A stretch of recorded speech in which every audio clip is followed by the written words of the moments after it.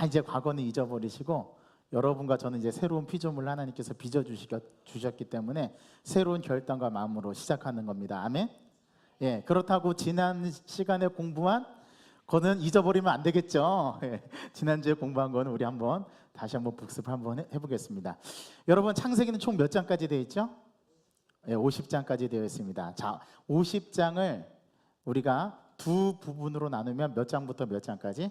1장부터 11장까지, 그 다음에 12장부터 50장까지 두 부분으로 나눈다고 그랬죠? 네. 자, 1장부터 11장은 어떤 내용이죠? 예, 원역사라고 부릅니다. 원시 역사. 그 다음에 12장부터 50장은 예, 족장사라고 부릅니다. 예, 족장들의 이야기. 예. 그래서 창세기는 이렇게 크게는 두 부분으로 나누고요. 이제 족장사에 가면은 4명의 족장이 나옵니다. 첫 번째는 에이브라함, 두 번째는 그의 아들 이삭, 그 다음에 이삭의 아들 중에 야곱과 에서 중에 누구로 이어가죠? 예, 야곱으로 이어갑니다. 야곱이 복을 받습니다. 그 다음에 그 야곱의 12아들 중에서 또 누구로 이어갑니까? 메시아 계보는 유다로 이어가지만 축복의 계보는 누구로 이어가요? 요셉으로 이어가요. 그래서 4명의 족장이 이렇게 아이, 야요 이렇게 요셉 4명이 됩니다. 아, 이, 야, 요 이렇게 4명의 족장이 예, 쭉 이야기가 전개가 됩니다. 그래서 창세기는 하나님께서 천지 창조로 시작을 해서 50장에 누구로 끝나요? 요셉이 뭐 하는 걸로 끝나요? 죽음으로 끝나요. 그래서 인류가 시작된 이래 범죄한 이후에 계속 죽음이 반복됩니다. 그 중에서 우리가 1장부터 50장까지 중에서 딱 절반이 몇 장이에요? 25장. 25장에서도 중요한 사람이 한 사람 죽고 또 2명이 태어나죠. 그 한 사람 죽는 사람이 누가 죽습니까? 예, 에이브라함이 죽습니다. 그 다음에 누가 태어나요? 손자? 예, 야곱과 예, 에서가 태어납니다. 그래서 이야기가 전개가 되는 거예요. 이게 창세기의 전체적인 얼개, 전체적인 짜임새, 전체적인 골격이라고 보시면 돼요. 자, 이것을 토대로 해서 우리가 지난 시간에 창세기 1장부터 예, 이제 10장까지는 여러분 눈 감고도 다 하실 수 있죠? 예, 이렇게 물어보면 웃죠, 그죠? 예, 잘 잊어버려 주셨습니다. 그래야 제가 또 가르쳐 드리니까. 예, 창세기 1장은 하나님께서 뭐를 창조하셔요? 예, 천지를 창조하시죠. 2장에서는요, 천지를 창조하셨으니까 누구를 창조해야 될까요? 인간을 창조하시죠. 3장에 가서는 그 인간이 바로 어떻게 합니까? 타락합니다. 그 타락의 극치가 4장에 가서 뭐라고요? 예, 살인사건, 최초의 살인사건. 가인이 예, 아벨을 예, 형제를 죽이는 사건.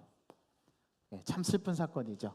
그래서 5장에서 1장부터 4장까지의 내용을 뭘로 정리를 해준다고요? 족보로. 누구 족보로 정리해 줄까요? 예, 아담 족보로 정리를 해줍니다.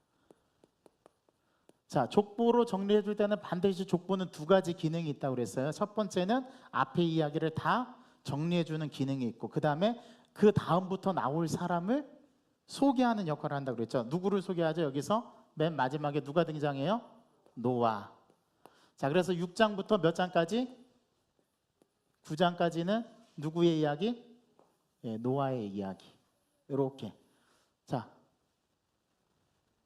요거를 이렇게 뒤집으면 됩니다. 예. 그러면은 1장부터 4장까지, 6장부터 9장까지. 6장부터 9장까지는 누구 이야기를 하고요? 노아 이야기. 자, 노아가 뭐 하는 이야기? 6장에서 방주 짓는 이야기. 하나님께서 물로 심판하신다고 그랬죠? 그래서 7장에서 홍수 심판. 자, 홍수 심판인데 누구만 살아나요? 노아의 가족들만 살아나죠. 몇 명? 8명. 4명, 4명. 완전수입니다. 예. 노아의 가족들만 살아났는데 그 노아의 방주가 흘러서 어디까지 갔어요? 아라랏산. 자, 아라랏산에서 물이 감했는지 알아보기 위해서 내보내는 새는 예, 까마귀, 비둘기. 그래서 까비비비 말씀드렸죠. 예. 그래서 새들을 내보냅니다. 마지막에 비둘기가 뭘 물고 와요? 감람새 새 잎사귀를 물고 와서 아하, 물이 감했다는 걸 알게 되죠. 그래서 아라랏의 배가 도착해가지고 거기서 방주에 나와서 노아의 가족들이 제일 먼저 한 일은 하나님께 예배드리는 거였습니다. 그래서 하나님께 예배드릴 때 하나님께서 무지개를 보여주시면서 언약을 맺어주시죠. 이 언약은 무슨 언약이다? 예, 무지개 언약인데 이 무지개 언약은 어떤 언약? 영원한 언약. 예, 성경에 영원한 언약이 몇 가지가 나오는데 그 중에 하나가 무지개 언약이에요. 그래서 1장부터 9장까지 이제 여러분들 누워서도 눈 감으면 1장에 그거, 2장에 그거, 그렇죠? 한번 해볼까요? 자, 1장에 예, 하나님께서 뭘 만드셨어요? 예, 1장은 천지 창조, 2장은 인간 창조, 3장에 그 인간이 어떻게 합니까? 타락하죠. 4장에서 예, 죄를 범해요. 가인이 아벨을 쳐 죽이죠.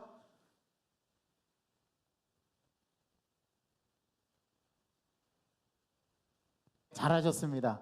예, 열심히 따라하시면 자기께 돼요. 자, 근데 죽어도 입을 안 연다? 그러면 자기께 안 됩니다. 제가 예언하는 겁니다. 따라하는 사람만이 자기께 됩니다. 자, 5장에서 누구로 정리해 준다고요? 자, 입을 벌리세요.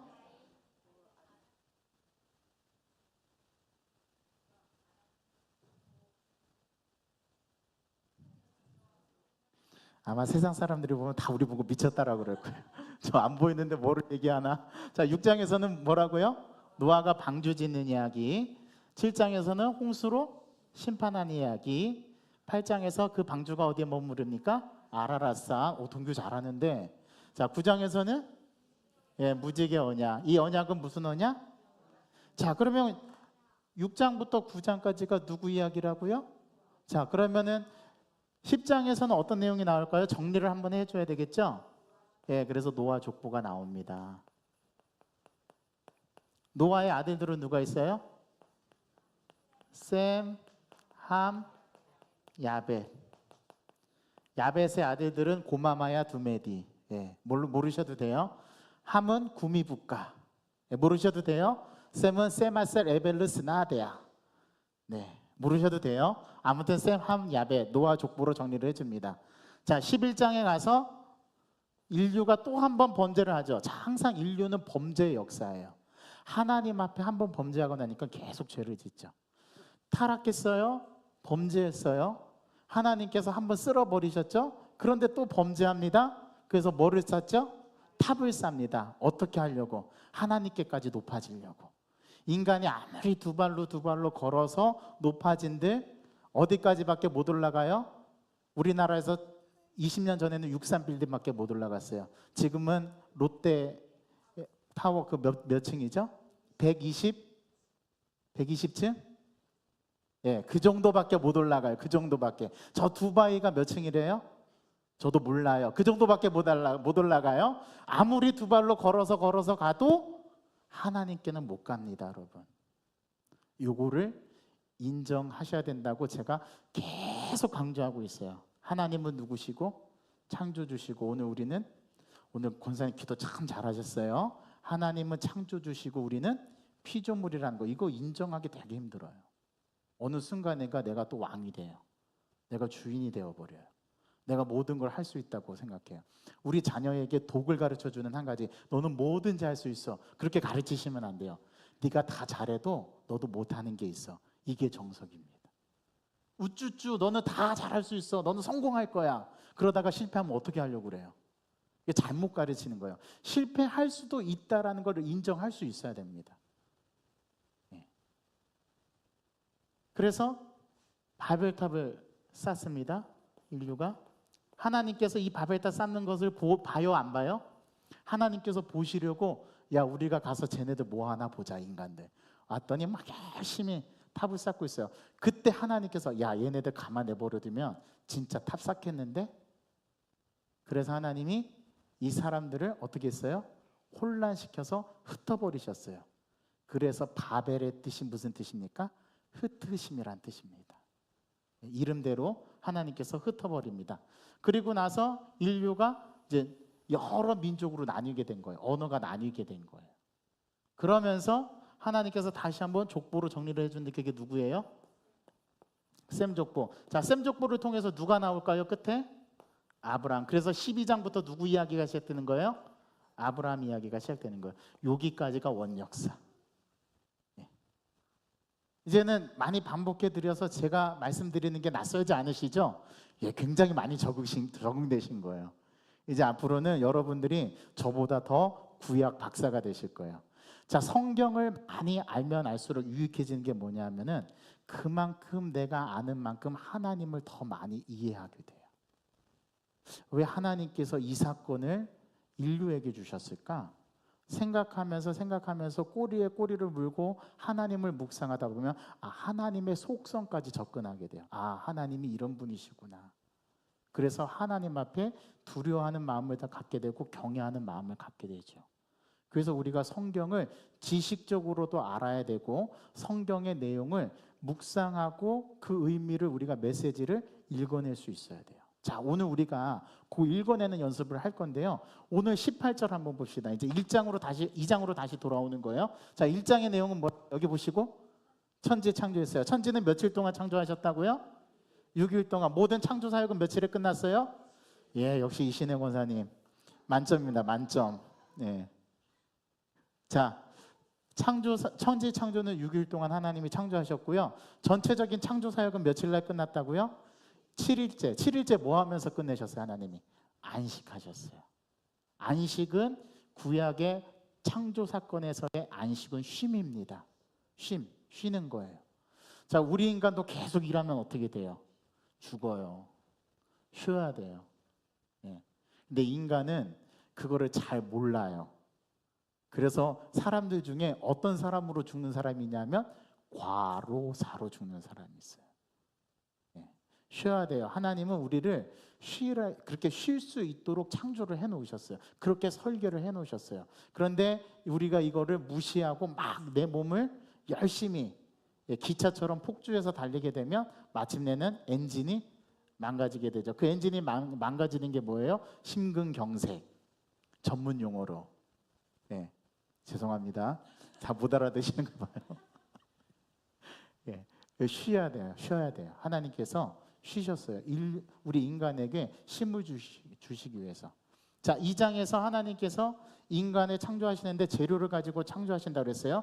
1장에 하나님께서 말씀으로 남자 여자를 창조하신 것과 충돌되지 않아요. 2장의 내용은 인간을 만드신 것을 뭐 한다고 그랬어요? 보완해 준다고 그랬어요.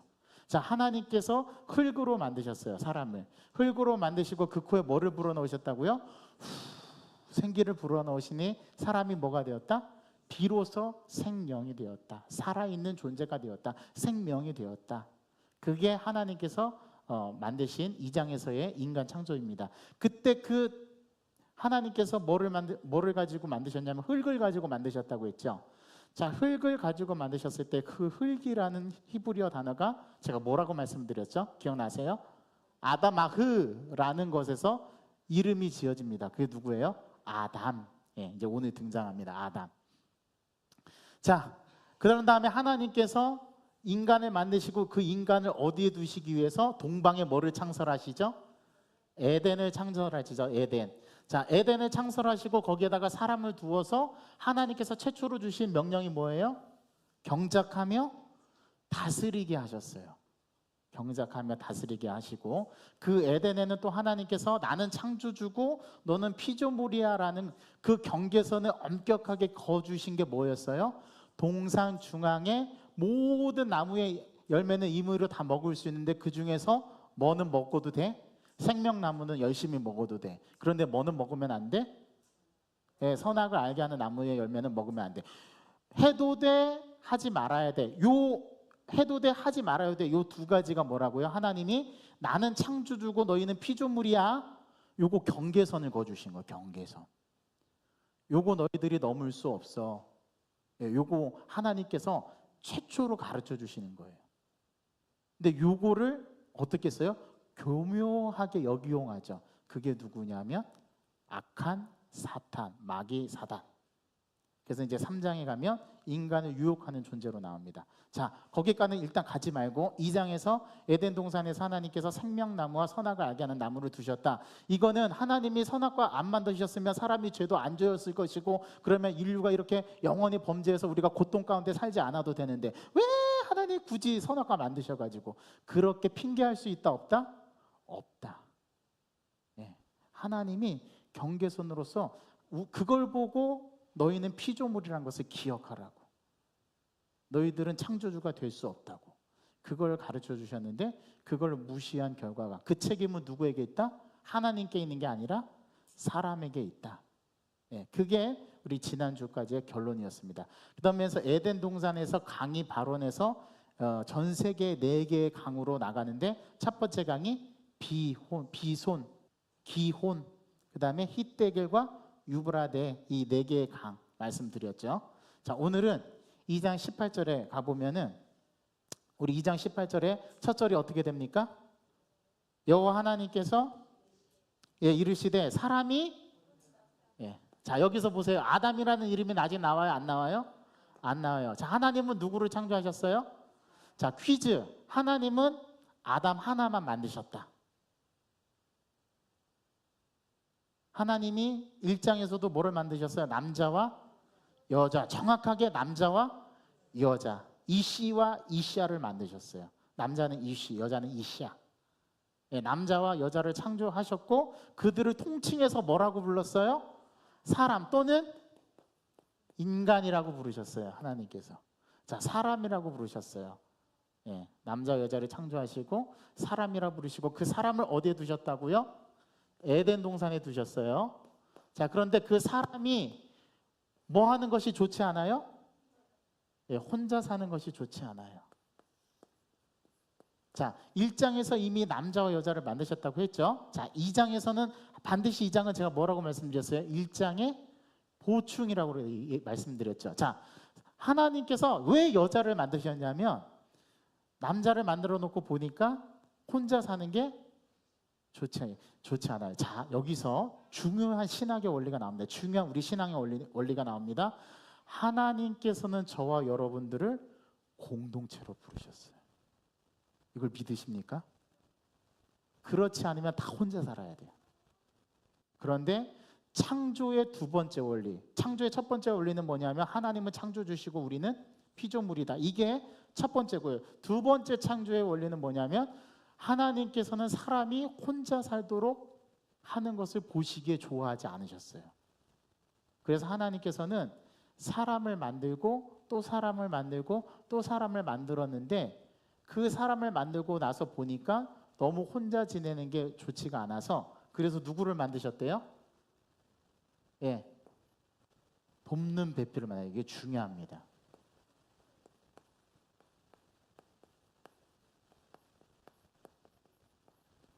자, 돕는 배필. 자, 하나님의 창조 원리 두 번째는 뭐냐면 결혼과 가정의 원리예요. 하나님께서는 혼자 사는 거를, 하나님께서는 뭐로 규정하시냐면 죄악으로 규정하십니다. 하나님은 우리를, 저와 여러분들을 공동체로 부르셨어요. 남자와 여자를 만드시고 둘이 하나가 되게 하셨습니다. 이게 창조 섭리예요. 자, 하나님께서 혼자 사는 거를 보시기에 좋아하지 않으셔서 누구를 만드셨다고요? 돕는 배필을 만드셨습니다. 그게 18절의 내용이죠. 돕는 배필을 내가 지으리라 하시니라. 여호와 하나님이 흙으로 각종 들짐승과 공중의 새를 지으시고, 자, 그 다음에 나오는, 처음으로, 성경에서 처음으로 나오는 사람의 이름이 나왔습니다. 그게 누구예요? 아담. 담. 이게 아담이에요, 히브리어로. 근데 이 아담은 어디서 왔다고요?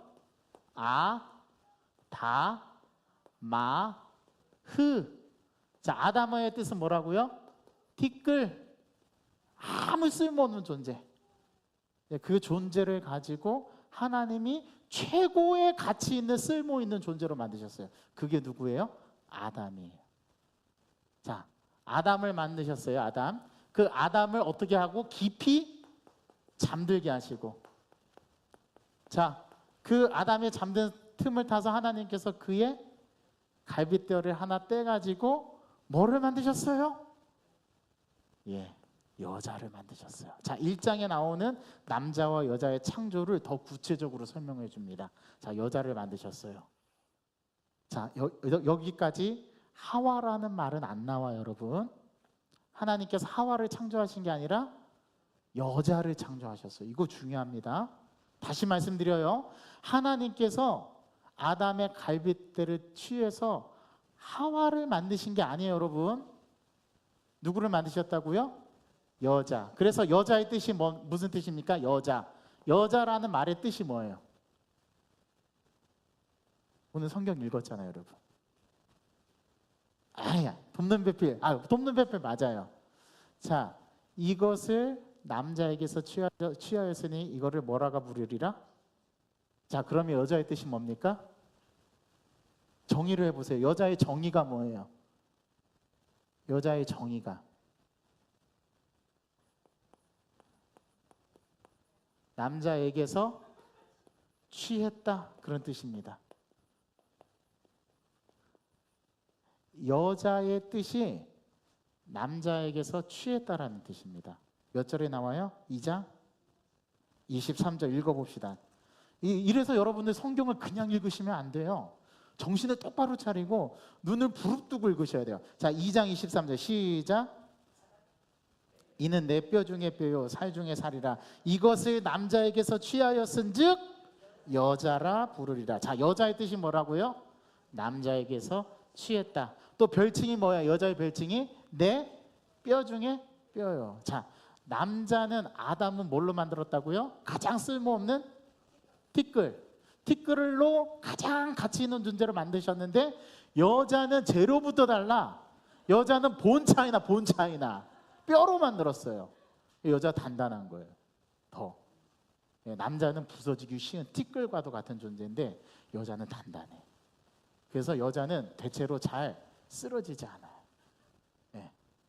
여자 한 대 맞으면 남자가 시퍼렇게 멍든 이유가 그래서 드나 봐요. 여담이고요.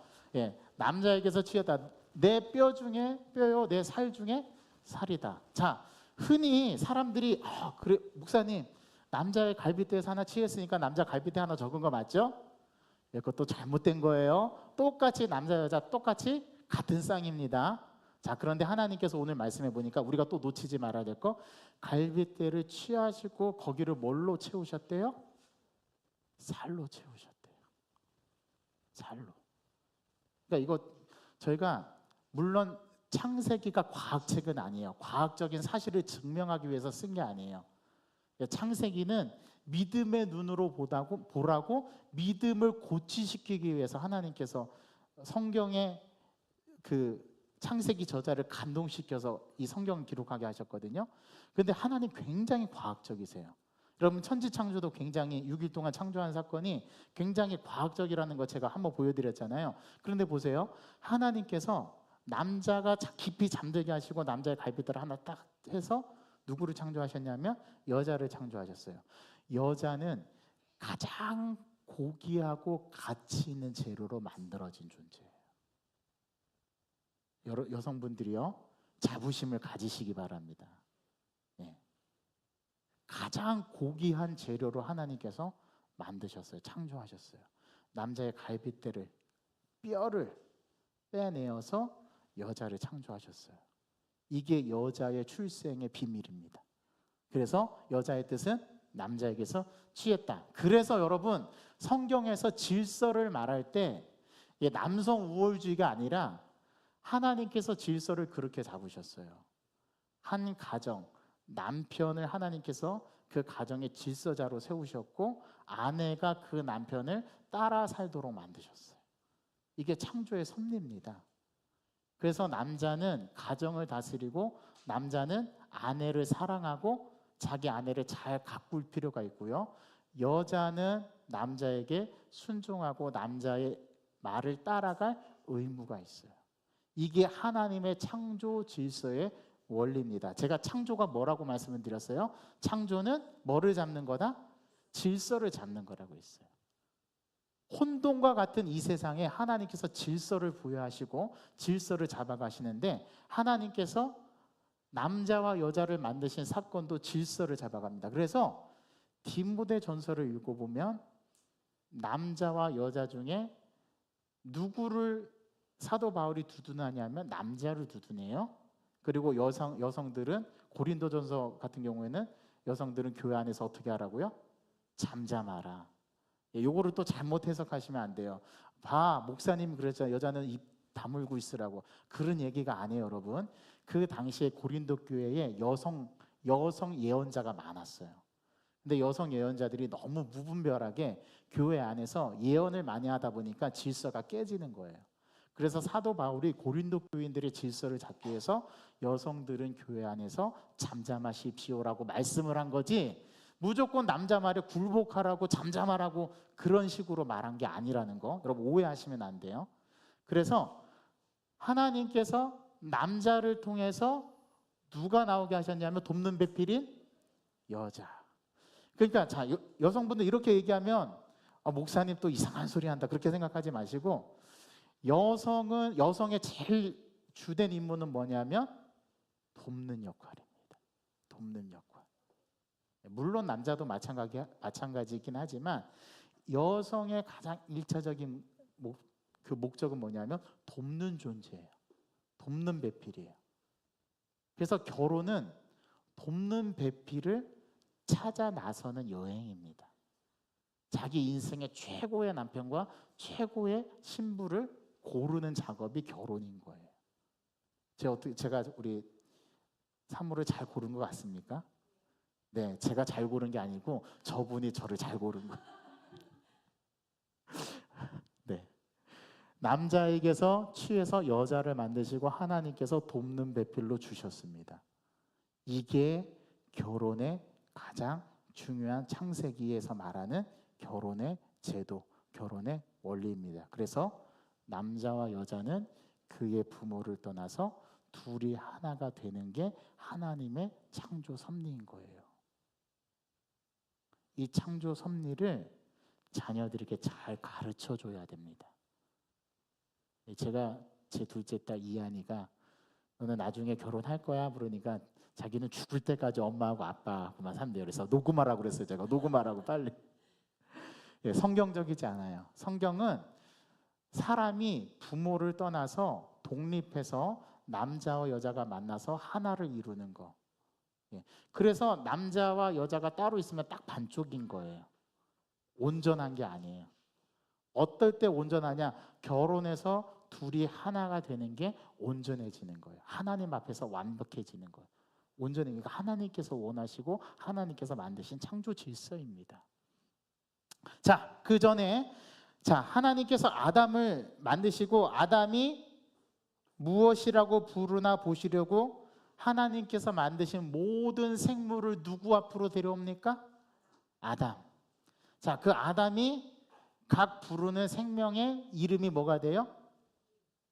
그 생물의 이름이 됩니다. 자, 그러면 예를 들자면 우리 한번 새 얘기해 볼까요? 여러분 아는 새 다 얘기해 보세요. 새. 독수리, 까마귀, 까치, 기러기. 예? 저 처음 들어보는데. 예. 아, 네네네. 자, 또 어떤 새가 있습니까? 비둘기, 딱따구리. 우리 한계가 요거예요. 그렇죠? 더 생각 안 나죠? 빨리 얘기해 보세요. 또 뭐 있어요? 박새, 또 고니, 또 권사님 많이 하시네. 네, 부엉이, 방새? 황새, 그렇죠. 황새. 또 이제 조금 더 가면 이제 다 떨어질 거예요. 그렇죠? 자, 이 이름들이 다 어떻게 지어졌다고요? 자, 아담에게로 데리고 왔더니 아담이 그 부르는 것이 다 뭐가 됐어요? 그의 네임이 됐어요. 네임. 그러니까 아담은 어떤 존재예요? 네이밍하는 존재예요. 아담은 상징성의 대표성이에요. 나중에 이 아담이 누구를 상징하는지 아십니까? 신약에 가면 이 아담이 누구를 얘기해요? 예수 그리스도. 그래서 첫사람 아담은 죽었지만 예수는 뭐예요? 살려주는 영, 두 번째 아담이 됩니다. 이게 상징성인 거예요. 상징성. 아담이 이름을 부르는 그대로 그 생물에 뭐가 된다고요? 이름이 돼요. 제가 볼 때 아담은 진짜 천재인 것 같아요. 그 수많은 생물들이 있었을 텐데 어떻게 한 생물도 이름을 이렇게 부딪히지 않게 다 그 이름을 하나씩 지었을까요? 그 정도로 똑똑한 존재로 하나님께서 우리 인간을 창조하셨다니까요. 저와 여러분들은 진짜 뭐를 가지셔야 된다고요? 자부심을 가지셔야 돼요. 특히 여성분들은 왜? 나는 본차이나. 예. 자부심을 가지시기 바랍니다. 아담이 부르는 그대로 생물이 그 이름이 되었다라고 성경은 말하고 있어요. 자, 아담이 모든 가축과 공중의 새와 들의 모든 짐승에게 이름을 뭐 했다고요? 주니라.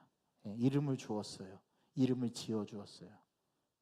예, 김춘수 시인이 그런 시를 썼죠. 예, 꽃이라는 시를 썼습니다. 꽃. 아십니까? 예, 어떻게 시작하죠? 누군가 나의 이름을 불러주기 전에는 나는 다만 하나의 몸짓에 지나지 않았다. 그러나 그가 나에게로 와서 내 이름을 불러주었을 때 나는 뭐가 되었다? 꽃이 되었다. 예. 이름을 불러주는 대로 생물의 이름이 되고요. 의미를 부여해주고 그 생물의 모든 것을 결정지어주는 역할을 누가 했다고요? 자, 그래서 제가 옛날에 성경 퀴즈를 낼 때 우리 청년들, 제가 청년 사역을 10년 넘게 했는데 청년들에게 성경 퀴즈를 냈어요. 어떤 거냐면 창세기 2장에서 하나님께서 모든 생물의 이름을 다 지어주셨다. OX를 냈더니 전부 다 청년들이 O라고 손을 들었어요. 네. 저도 처음에 그런 줄 알았어요. 그런데 이 지구상에 있는 모든 살아있는 생물의 이름은 누가 지어줬다고요? 하나님이 아니라 아담. 그래서 아담은 대표성이 지는 거예요. 상징적인 인물이 된 거예요. 그래서 아담이 모든 생물의 이름을 다 지어줍니다. 자, 그래서 하나님께서 돕는 배필을 만드시고, 자, 그 돕는 배필을 깊이 잠들게 하신 후에서 다 만드시고 아담 옆에 두셨더니 아담이 뭐라고 고백했다고요? 자, 22절 한번 읽어보겠습니다. 22절, 23절 시작.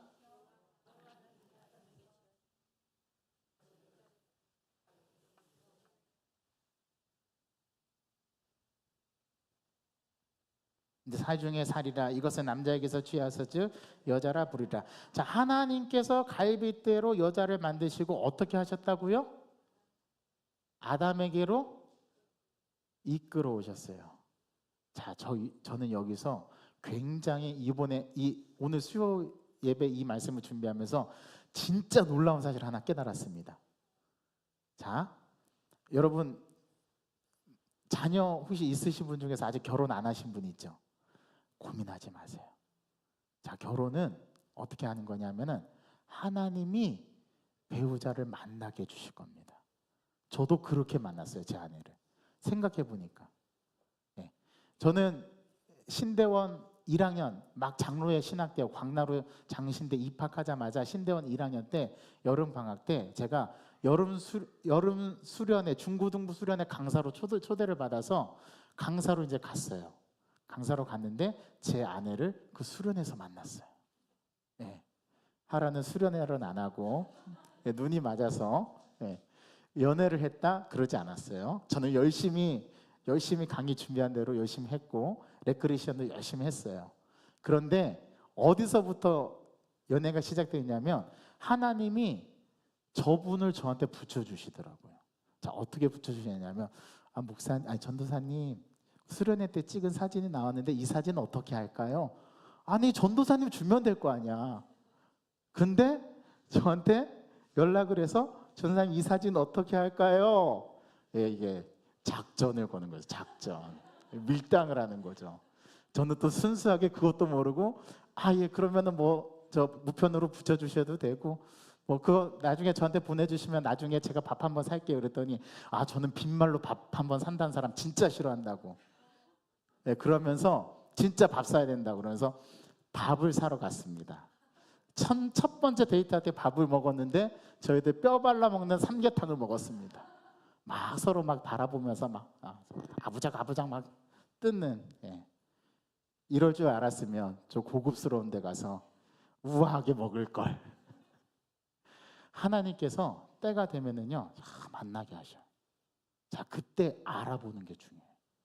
그 배필을 알아보는 게 중요해요. 자, 하나님께서 어떻게 하셨냐면 밤사이에 깊이 잠들게 하시고 갈빗대를 하나를 취해서 살로 채우신 다음에 그 여자를 누구에게 이끌어 오셨어요? 자, 요거 중요합니다. 누구에게 이끌어 오셨어요? 아담에게. 하윤태 장로님, 이신혜 권사님, 하나님께서 이렇게 이끌어 오셨죠? 학교에서 만나셨어요. 네, 때가 되면 카이로스의 때에 하나님께서 그 두 사람을 만나게 하십니다. 그리고 알아보게 하십니다. 다른 사람은 절대 못 알아봐요. 네. 근데 서로가 서로를 알아봐요. 저도 알아봤어요. 세상에 수많은 여자를 만났는데 그렇게 호감 가는 여자는 제 아내가 처음이었어요.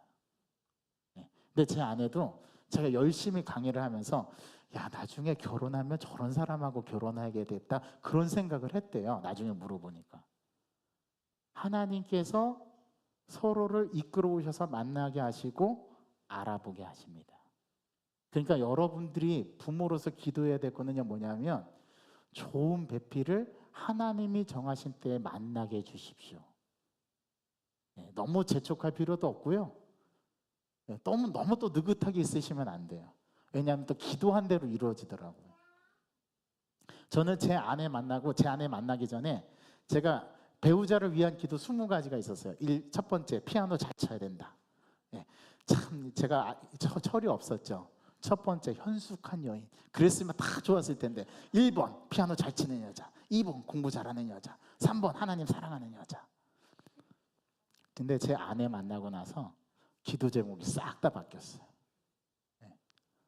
저는 인디밴드 몰랐습니다. 근데 제 아내를 사랑하다 보니까 제가 잘 싫어하던 인디밴드도 좋아하게 되더라고요. 진짜 사랑하잖아요? 진짜 사랑하면은요, 그 사람이 싫은 것까지도 사랑하게 되더라고요. 저는 그랬습니다. 생각해 보세요. 하나님이 나를 사랑하셨어요. 하나님이 나를 진짜 사랑하셨으니까 나의 죄된 모습도 이뻐 보이시고, 하나님께서 나를 수많은 사람 가운데 선택하셔서 만세전에 나를 선택하셔가지고 나는 그냥 하나님의 자녀된 것도 감사한데 하나님이 또 나를 목회자를 만들어 주셨어. 우리 형제가 저하고 형님밖에 없는데 형하고 제가 둘 다 목회자예요. 얼마나 큰 축복입니까? 그냥 하나님 자녀 삼아 주시는 것만 해도 나는 감사한데 또 하나님의 일하라고 주의 종으로 불러주셨어요. 안 불러주셨으면 난 공주사대 가가지고 지금 교편 잡아서 선생하고 있었을 텐데. 그러니까 여러분, 우리 인생은 하나님의 손바닥 안에 있어요. 하나님이 만들어 가시는 거예요. 하나님께서 여자를 만드셔서 이렇게 아담에게 갖고 오니까 아담이 알아봐요. 아담이 딱 알아보고 뭐라고 말하니까 너는 내 뼈 중에 뼈요, 내 살 중에 살이로다. 이 기가 막힌 고백입니다. 우리 자녀들에게 그렇게 가르쳐 주셨어요. 야, 나중에 누가 너에게 와서 내가 당신 알아봤다고 그렇게 하는 사람 붙잡으라고. 아담은 정확하게 알아봤어요. 하나님께서 여자를 싹 데리고 오니까 내 뼈 중에 뼈, 살 중에 살이다. 이거는 가장 극찬인 거예요. 그래서 아담이 그 아내를 취하게 됩니다. 하나님께서 그렇게 만나게 해주시고 둘이 결혼시켜 주신 거예요. 이게 가정이에요. 자, 하나님께서 이 땅 가운데 두 가지 기관을 만드셨습니다. 두 개의 기관. 자, 첫 번째가 뭐예요? 첫 번째가 가정이에요. 두 번째가 교회예요. 이건 하나님이 만드셨어요. 자, 그런데 오늘날 교회 가정이 어떻습니까? 가정이 많이 깨어져 가고 있어요. 하나님의 창조 질서를 부숴버리는 거예요. 누가 이렇게 가정을 깰까요? 자, 첫 번째, 여러분 이걸 보셔야 돼요. 첫 번째 누가 깨냐면 악한 사단들. 자, 악한 사단들이 제일 좋아하는 게 뭐냐? 하나님의 영역을 침범하는 거. 그래서 저와 여러분들을 충동질 시켜갖고 자살하게 만들어요. 여러분, 사탄이 전략을 바꿨어요. 예전에는 사탄이 직접 사람 몸속에 들어가서 개거품을 물게 하고 강력한 힘을 발휘해서 사람들이 여럿이 달려들어도 제압을 못하는, 우리나라에서도 60년대 70년대 귀신 들린 자들이 되게 많았거든요. 그런데 요즘에 보세요. 귀신 들린 자 사라졌어요. 이게 무슨 말이냐면 사탄이 전략을 바꾼 거예요. 이제 사탄이 사람을 어떻게 죽이냐면 사상을 교묘하게 바꿔가지고 사람의 마음이 헛된 것을 쫓게 만들어요. 사람의 마음의 감정을 우울하게 만들고 분노하게 만들고 분노 조절 장애를 만들어서 사람들이 욱하는 마음으로 자살에 이르게 합니다. 우리나라 OECD 국가 중에 자살률 1위. 이거 되게 불명예스러운 거예요. 이게 자살 여러분들 그냥 단순한 걸로 보시면 안 되고 그 내면에 있는 그것을 조종하고 그것을 사람을 죽게 만드는 존재를 영적인 눈으로 보셔야 돼요. 물론 의학적인 원인도 있고 여러 가지 다양한 원인도 있지만 가장 중요한 건 악한 사단들의 역사입니다. 사단이 전략을 바꿨어요. 이제 사람 몸속에 들어가서 그렇게 개고품 물게 하지 않습니다. 이게 마음만, 감정만 하나 쏙 건드려가지고 사람을 깊은 우울증에 빠지게 만들어요. 욱하게 만들어서 묻지마 자살, 묻지마 흉기를 휘두르게 합니다. 여러분들 인터뷰 보세요. 여러 가지 뭐 조현병도 있었고 여러 가지 있지만 보통 묻지마 살인이 그냥 욱하는 감정에 의해서 내가 불행하기 때문에 다른 사람도 다 불행했으면 좋겠다. 이게 말이 됩니까? 근데 오늘날 그런 일들이 비일비재하게 일어났어요. 이제는 귀신 들린 사람 나 귀신 들렸어 하고 나타나지 않아요. 여러분들이 이걸 영적인 눈으로 잘 보셔야 됩니다.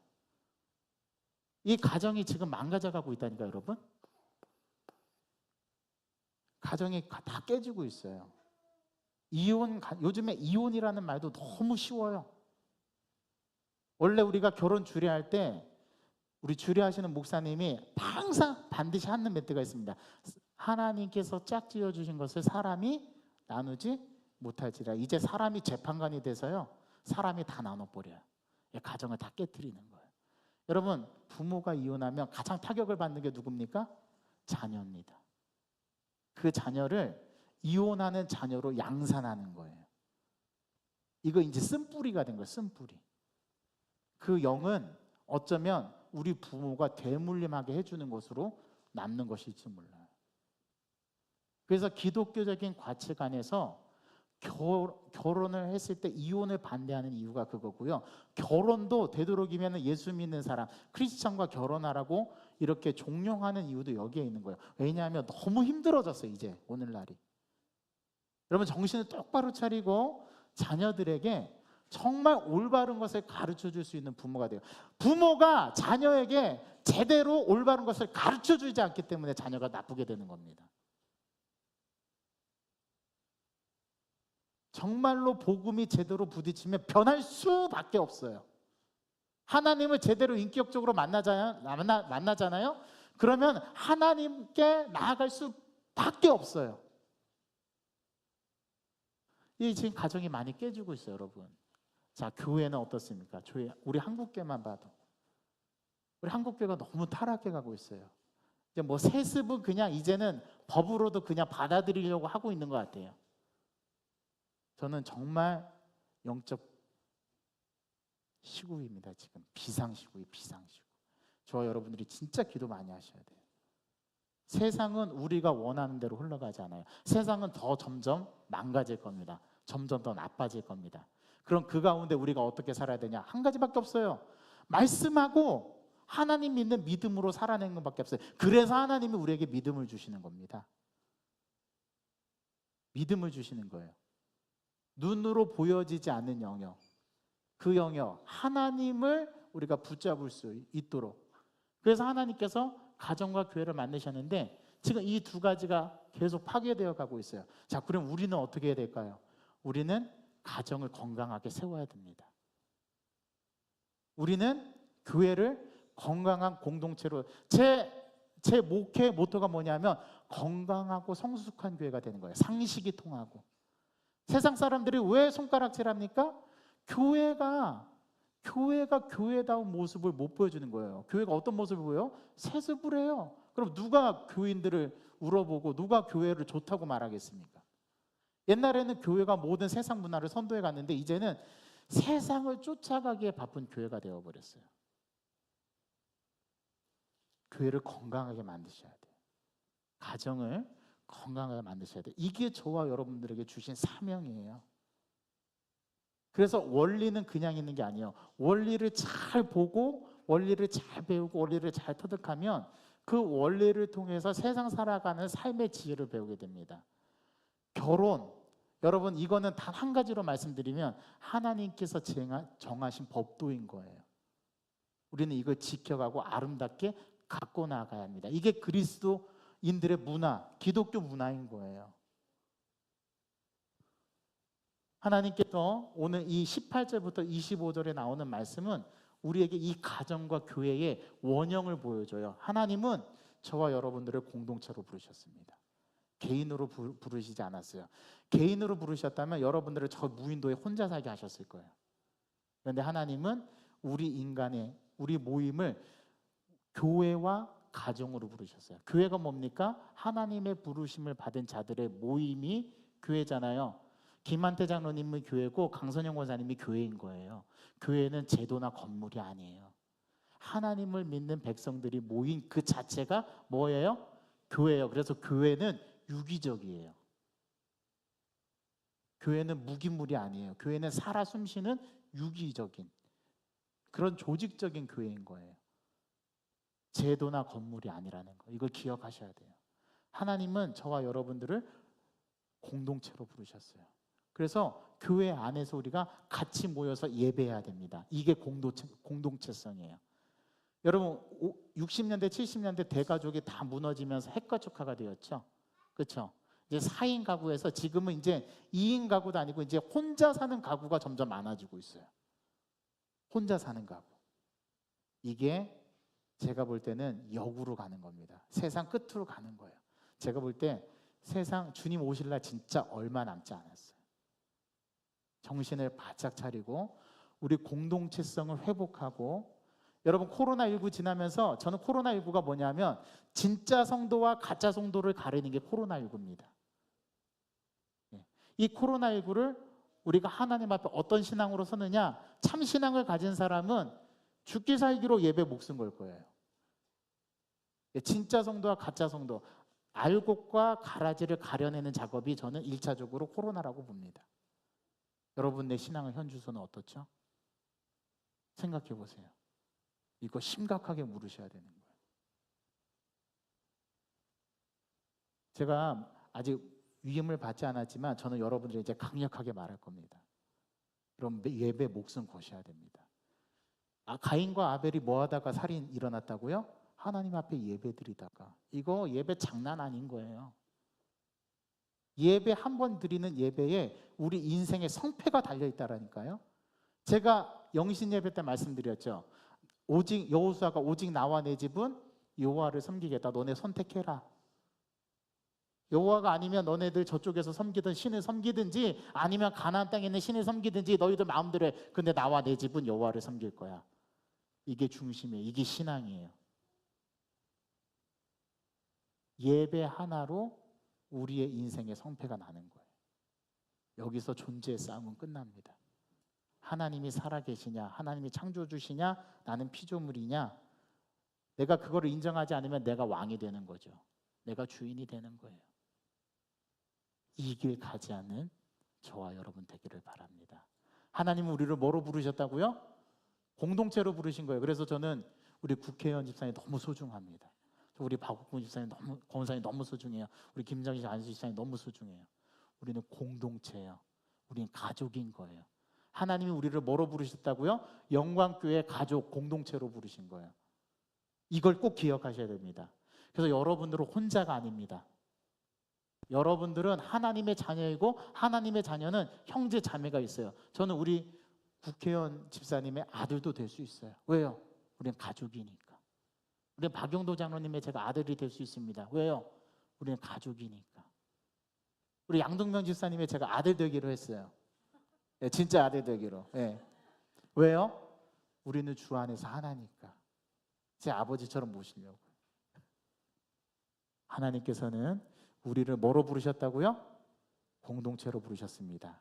그래서 공동체로 부르셔서 남자와 여자가 한 몸을 이뤄서 부모를 떠나는 게 성경적인 원리라. 그게 결혼제도입니다. 여러분 이거 잊지 마십시오. 제가 주례를 하면 꼭 양가 부모님한테 뭐라고 얘기냐면 이제 여러분들 자녀를 어떻게 해야 되냐, 어떻게 해야 되냐라고 얘기를 하냐면 이제 자녀를 떠나 보내셔야 됩니다. 결혼시켰는데도 자녀를 못 떠나 보내고 붙잡고 살려고 하시는 부모가 있더라고요. 네, 떠나 보내셔야 돼요.